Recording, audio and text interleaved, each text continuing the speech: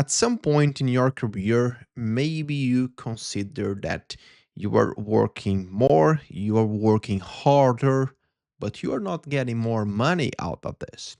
It doesn't matter when in time over the decades, researchers go on in the companies to discuss the topic salary. And as always, people are always expecting to make more money. It doesn't matter how fair they think about the sellers. They always, it's human. We always think we deserve making more money. Maybe there is also some data that could support the fact that we are working harder, or at least feeling that we are working harder, and we are not seeing the same coming back in terms of payments or making more money, as I said. But the point here to start our discussion is I've been doing this creation of content around career, around professional development for a long time.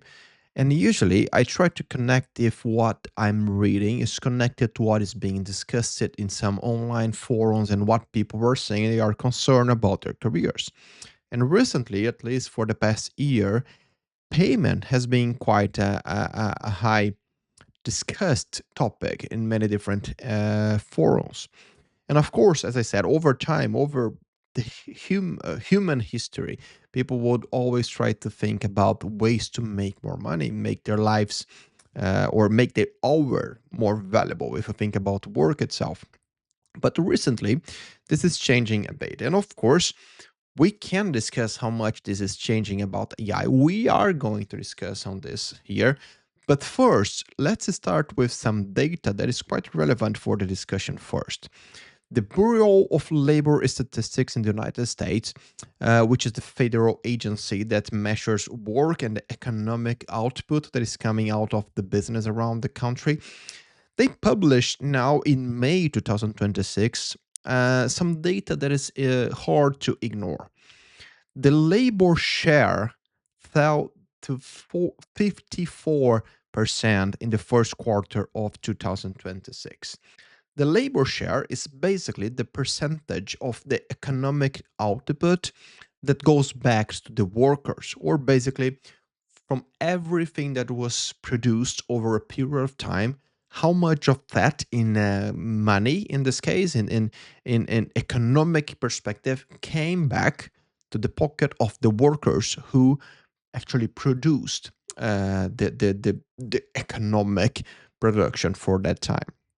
There is a lot of things we could discuss here from a economic theory perspective, micro and macroeconomics perspective, that of course will be affected by your political bias, but this is not the point of the discussion here. The point is the data itself and the reflection I want to do about value creation. Because right now, with artificial intelligence, a single worker can perhaps produce much more in a single week than they were producing a few years ago. And the reason for that is not specifically because the worker it's having a more productive use of their hour. Of course, it is in fact an increase in productivity, but they are using tools like AI to produce more, and therefore their speed and their capacity of production is increasing because AI technology is supporting those professionals. But everything that is being produced faster and in this way increased productivity is not still being reflected for the worker itself. And this is quite an interesting topic to start thinking about, where like maybe you are doing more with less because now you have the tool that support your work to flow better, and everything that you were doing in 2 weeks now you're able to produce in 4 days. But nothing is really changing. At least this is the discussion line recently.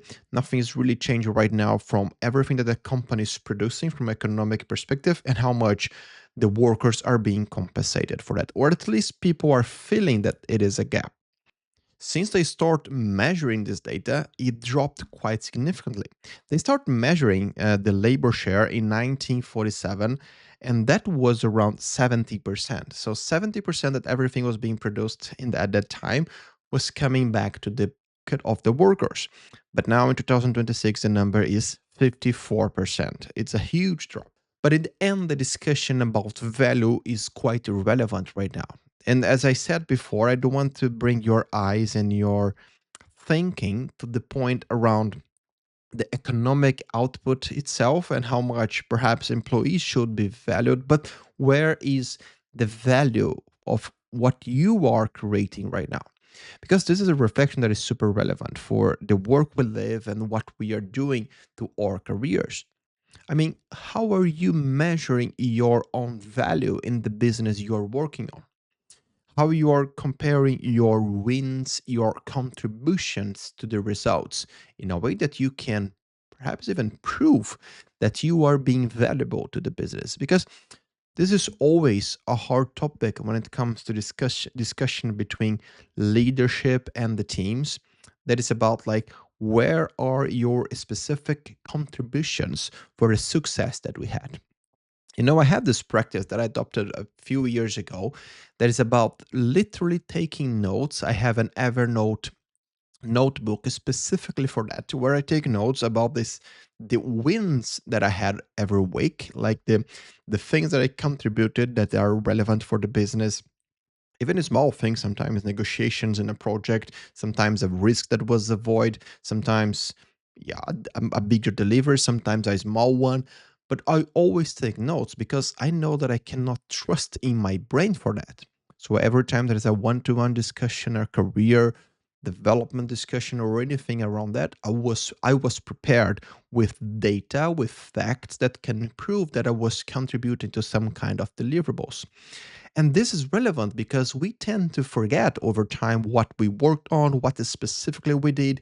And then when people ask, can you share a little bit what was your specific contributions to a project? You have the data to support you. So I invite you to start with this practice because the data here is quite relevant, but as I said, from an economic perspective, things can go high and down quite frequently when it comes to productivity. And right now, we are living a moment that is quite a revolution in terms of productivity and how much we can do in a week because AI tools are allowing us, the workers, the professionals, to do more with our time if we know how to use those tools. But of course, it's also enabling the companies, the businesses, to do more with less. And with that, we have another interesting term that is coming out of this, and it's from the Indeed Hiring Lab. They are calling this utilization squeeze. Basically, for them, you look into the same data they have a perspective that companies are extracting more from the existing employees without hiring more, without paying more. So before even reaching the limit of what one single person can give, the companies are trying to squeeze to get more out of that. And there's, of course, the extra layer on AI. But the question, since our conversation here is always focused on your personal and professional development, the question is back to your value. And then I will come back to the question that I just asked you and repeat myself. Do you know what you are delivering that is impacting and delivering more value over time to your company? And can you compare that with your own results from some time ago now that you're using AI? And my last question is, if you are not using AI yet, are you at least aware of how you could improve or do even more, produce even more using those tools? Because my concern here is not specifically from a business perspective, and I'm saying that you should rush and do more, more, more until you break. It's not about that, but is a question more towards your understanding to how and where you have opportunities to do more and make your hour the cost for your hour more valuable.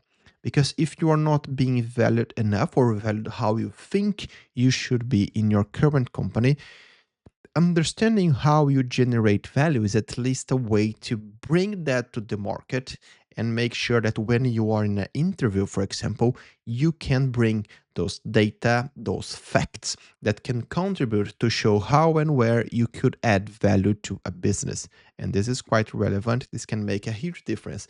a small practice, a small habit of just understanding what, where, and how you're doing things and the why behind it, maybe can help you a lot to be more prepared for your next career conversation.